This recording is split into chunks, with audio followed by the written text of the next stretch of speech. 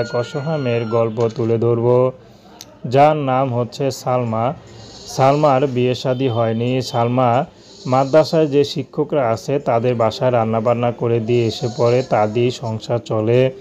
তো সালমার পরিবারে বাবা মা কেউ নেই, আসে শুধু তার একটা দাদি, তাও আবার অসুস্থ। সালমারই দেখতে হয়। তো সালমার বিয়ের বয়স হয়েছে, বিয়ে শাদী করবে, কিন্তু অভাবে সংসারে কে বিয়ে করবে, যার নাকি বাবা মাই ফেলে রেখে চলে গেছে।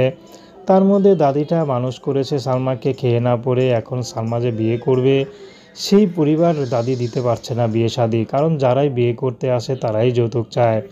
তো সালমাকে জিজ্ঞেস করা হয়েছিল যে আপনার কেমন ছেলে পছন্দ। সালমা বলল আমার কোনো পছন্দ নেই, শুধু যে নাকি একটু ডাল ভাত খাইয়ে আমাকে ৫ ওয়াক্ত নামাজ পড়া রাখতে পারবে, সেই মানুষটি যেমনই হোক সালমা বিয়ে শাদী করতে রাজি আছে।